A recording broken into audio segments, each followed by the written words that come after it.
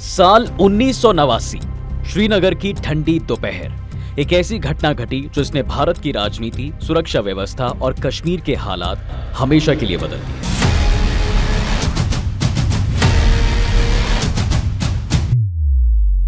करीब 3 बजे श्रीनगर के एक अस्पताल में इंटर्नशिप कर रही रुबैया सईद अपनी ड्यूटी के बाद रोज की तरह बस में बैठती हैं।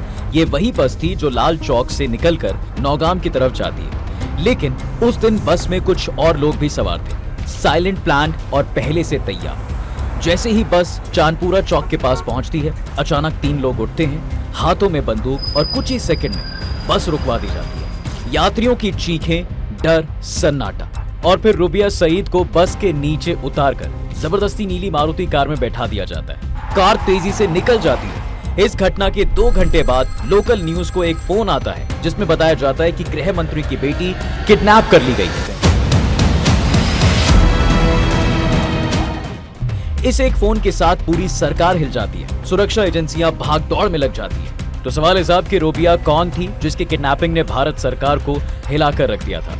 इस घटना के 6 दिन बाद सरकार ने ऐसा कौन सा कदम उठाया जिस पर आज भी सवाल उठते हैं, और वो कौन था जिसने फोन करके किडनैपिंग की जानकारी दी। जानेंगे इन सभी सवालों के जवाब आज की इस वीडियो में।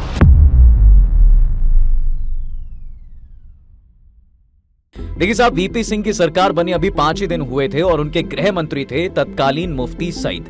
देश नई सरकार के उत्साह में था, लेकिन किसी को अंदाजा भी नहीं था कि सिर्फ 5 दिन बाद ऐसा हादसा होने वाला है जो भारत की सुरक्षा, कश्मीर की राजनीति और आतंकवाद की कहानी को हमेशा के लिए बदल देगा।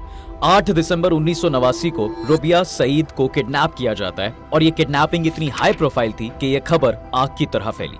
इसके पीछे के कारण थे गृह मंत्री मुफ्ती सईद, क्योंकि रुबैया सईद इन्हीं की बेटी थी। और जैसे ही ये खबर सरकार तक पहुंचती है, पूरा सरकारी तंत्र एक्टिव हो गया। लेकिन इसके बाद क्या हुआ उसको आगे देखेंगे। उससे पहले देखते हैं कि आतंकियों ने इस घटना को अंजाम कैसे दिया था। साहब, ये सिर्फ एक किडनैपिंग नहीं थी, ये एक राजनीतिक भूकंप था जिसने नई बनी वीपी सरकार को पहले ही हफ्ते में हिलाकर रख दिया था। और इस हाई प्रोफाइल किडनैपिंग के पीछे का एक नाम अशफाक माजिद वानी, JKLF का नेता। लेकिन आयरॉनिकल बात यह है कि अशफाक पहले जम्मू कश्मीर का एक प्रॉमिसिंग एथलीट भी था। ये इंटरस्टेट मैराथन का विनर भी रह चुका है। इसके अलावा फुटबॉल और टेबल टेनिस भी अच्छा खेलता था, और अशफाक का परिवार फाइनेंशियली स्टेबल भी था। उसके पिता मिडिल ईस्ट में इंजीनियर भी थे, लेकिन इसकी सोच कुछ और ही थी। अच्छे बैकग्राउंड से आने के बाद भी वो मिलिटेंसी ज्वाइन कर लेते। उसने ग्रुप ज्वाइन किया, यानी कि JKLF, जहां उसका मकसद था सरकार को हिलाना। और आखिरकार वो मौका आया दिसंबर 1989 में, जब सईद गृह मंत्री बनते हैं। इसके बाद उन लोगों ने पहले मुफ्ती और फिर उनकी फैमिली की रेकी शुरू कर दी। इस दौरान उनको ऐसा रास्ता दिखा जिसकी उम्मीद तो खुद वानी और उसकी टीम को भी नहीं थी। इनको पता चलता है कि मुफ्ती सईद की बेटी रुबैया श्रीनगर के लाल देद हॉस्पिटल में डॉक्टर है। अब यहाँ इनको पहली जानकारी तो मिल गई। अब उन लोगों को चिंता थी कि साहब, गृह मंत्री की बेटी है और वो भी कश्मीर में, तो सिक्योरिटी बहुत स्ट्रांग होगी, उसको ब्रेक कैसे किया जाए। लेकिन जब रुबैया सईद सिक्योरिटी के बारे में जो चीज उनको पता चली, इनके मंसूबे पूरे होते नजर आने लगे। दरअसल रुबैया सईद बिना सिक्योरिटी मिनी बस में घर जाती थी। इसका फायदा उठाते हुए आतंकी उन्हें किडनैप कर लेते हैं और एक पुलिस ऑफिसर के घर में रखते हैं। हालांकि ऑनलाइन सोर्सेज में पुलिस के घर रखने वाली बात में ये क्लियर नहीं होता है कि वो घर खाली था या फिर कोई रह रहा था। खैर, यहाँ से अब जावेद मीर ने एक अखबार को फोन किया और कहा कि JKLF ने मुफ्ती की बेटी को किडनैप कर लिया है। इस किडनैपिंग के पीछे की वजह जो बताई गई वो सबको चौंका देने वाली थी। उन लोगों का मकसद अपने 7 साथी यानी कि शेख हामिद, शेर खान, नूर मोहम्मद कलवल, जावेद जगरार, अल्ताफ भट्ट, मकबूल भट्ट के भाई गुलाम नबी भट्ट और अहदबाज, इन सबको रिहा करना था, जिसको पुलिस ने जेल में बंद कर रखा था। अब ये सब खबर दिल्ली पहुंचते ही राजधानी से लेकर श्रीनगर तक हर एजेंसी, हर मंत्रालय, हर खुफिया यूनिट अचानक एक्टिवेट मोड में आ चुकी थी। दिल्ली के सबसे बड़े अफसर घंटों के अंदर श्रीनगर के लिए रवाना हो गए थे। सभी एजेंसियां, IB, raw, CID, special ops, सबकी मीटिंग्स लगातार चल रही थी। एक तरफ इन एजेंसियों की मीटिंग चल रही थी, तो वहीं दूसरी तरफ किसी थर्ड पर्सन के जरिए इन आतंकियों से कम्युनिकेशन स्टैब्लिश करने की भी कोशिश हो रही थी। और इसमें सरकार के रिप्रेजेंटेटिव कामयाब भी हुए। एक गुप्त मीडिएटर के जरिए JKLF से बातचीत शुरू भी हुई। एक और अब बातचीत चल रही थी और दूसरी ओर सुरक्षा एजेंसियों ने पूरी घाटी को हाई अलर्ट पर डाल दिया था। हर चेक पोस्ट, हर सड़क, हर गली, हर गांव, सब जगह सर्च ऑपरेशन चल रहे थे। लेकिन साहब, JKLF ने अपनी चालें पहले से बिछा रखी थी। रुबैया को बार बार लोकेशन बदल कर रखा गया और इस दौरान एक बार उन्हें श्रीनगर से सोपोर तक शिफ्ट किया गया। और ये शिफ्टिंग इतनी सीक्रेट थी कि पूरी घाटी में सिर्फ 5 लोगों को ही पता था कि रुबैया सईद उस समय कहां थी। आखिरकार सरकार को झुकना पड़ा। लगातार 5 दिन दबाव में रहने के बाद सरकार के पास कोई विकल्प नहीं बचा था और 13 दिसंबर को भारत सरकार ने 5 आतंकियों को रिहा कर दिया और उसी शाम कई दिनों की अफरा तफरी, दबाव, बातचीत और डर के बाद रुबैया सईद को सोनवर स्थित जस्टिस भट्ट के घर सुरक्षित छोड़ दिया गया। अब आप सोच रहे होंगे साहब कि जब सरकार को आतंकियों को छोड़ना ही था तो 5 दिन फिर क्यों लगाए? तो इसके पीछे का कारण बताया जाता है कि सरकार के मन में एक बात की चिंता थी कि अगर सरकार इनकी शर्तों को मान लेती है तो आतंकियों का मनोबल बढ़ जाएगा। लेकिन सरकार के पास धर्म संकट भी था कि गृह मंत्री की बेटी उनके पास थी, यानी सरकार के अंदर हर पल ये कैलकुलेशन चल रही थी कि देश के लिए कौन सा कदम सही होगा। आतंकियों की रिहाई के बाद वो हुआ जो सरकार उनसे बातचीत के दौरान सोच रही थी, यानी रिहा हुए आतंकियों के लिए कश्मीर में भीड़ जमा हो गई।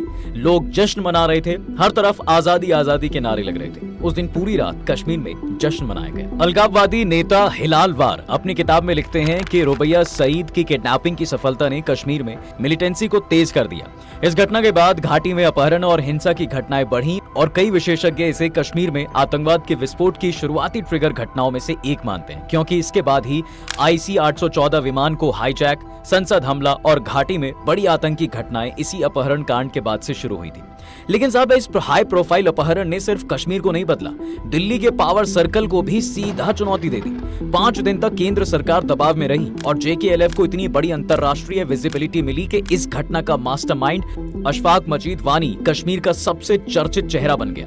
लेकिन कहानी यहीं पर खत्म नहीं होती। किडनैपिंग के कुछ ही महीनों बाद 31 मार्च 1990 को सिक्योरिटी फोर्सेस ने एक एनकाउंटर में अशफाक को मार गिराया। लेकिन इतिहास कभी एक चेहरा खत्म होने से नहीं रोकता। कई बार एक घटना की गूंज दशकों तक सुनाई देती रहती है और यही हुआ रुबैया सईद किडनैपिंग केस में भी। इस घटना ने कश्मीर मिलिटेंसी को तेज कर दिया था। इस घटना के 35 साल बाद एक बार फिर से खबरों में हलचल मच गई।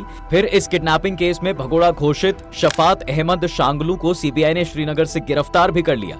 शांगुल पर आरोप है कि वो JKLF की इस पूरी साजिश का हिस्सा था जिसके तहत रुबैया सईद का अपहरण करवाया गया।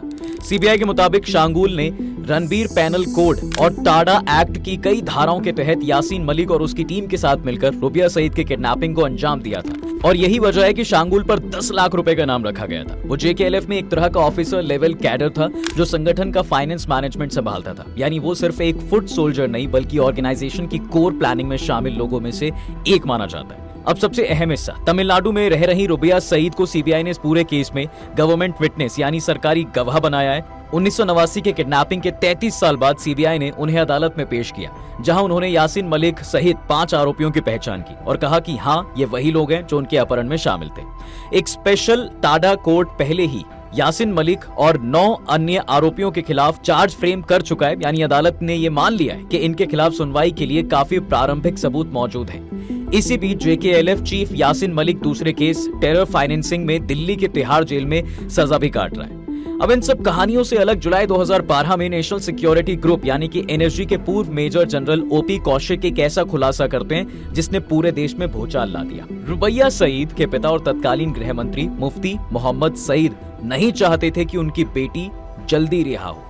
कौशिक के अनुसार NSG सूचना मिलने के 5 मिनट के भीतर ही NSG ने पता लगा लिया था कि रुबैया को कहां रखा गया है। गृह मंत्री ने रुबैया को रेस्क्यू करने के बजाय NSG को पीछे हटने के निर्देश दिए और इसके बदले में क्या हुआ आप सबको पता ही चल गया। वैसे आपको क्या लगता है, इस बात में कितनी सच्चाई हो सकती है कि गृह मंत्री ही अपनी बेटी को जल्दी रिहा कराना नहीं चाहते थे? हमें कमेंट बॉक्स में जरूर बताइएगा और ये वीडियो अच्छी लगी हो तो लाइक और शेयर कर दो और जाते जाते चैनल को सब्सक्राइब करना बिल्कुल ना भूलना।